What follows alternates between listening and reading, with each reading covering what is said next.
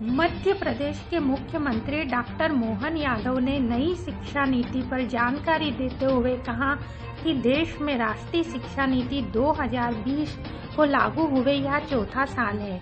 मुझे इस बात का संतोष है कि भारतीय ज्ञान परंपरा और नई शिक्षा नीति को लागू करने में उच्च शिक्षा विभाग महत्वपूर्ण भूमिका निभा रहा है। सरकार की मंशा है कि प्रदेश के विश्वविद्यालय देश के बाहर भी अपनी साख और पहचान बनाए।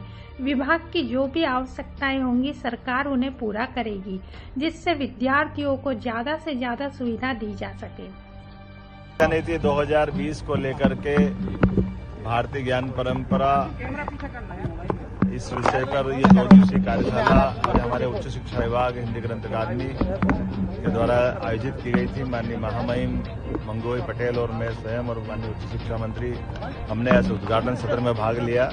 मुझे इस बात की प्रसन्नता कि धीरे धीरे हमारी उच्च शिक्षा नीति लगभग चौथे वर्ष में प्रवेश कर रही है और उस नाते से आने वाले समय में भारतीय ज्ञान की कई सारी विधाओं को अलग अलग सब्जेक्ट के माध्यम से विद्वानों को लेकर के उच्च शिक्षा विभाग इस दिशा में ठोस कदम उठाए। आगामी शैक्षणिक सत्र में इसकी अत्यंत आवश्यकता होगी।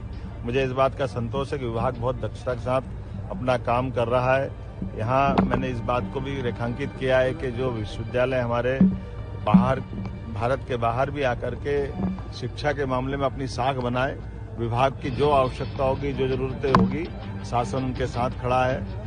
मैं एक और बात आपको बताना चाहूँगा कि उच्च शिक्षा विभाग के हमारे सभी जिनको विश्वविद्यालय की श्रेणी में लिया गया, खास करके शासकीय विश्वविद्यालय के शैक्षणिक जगत के अंदर की जो कठिनाइयाँ उसको भी पूरा करने का सरकार ने निर्णय किया है और अब हमारे कुलपति तो कुलगुरु कहलाने जाने लगे हैं।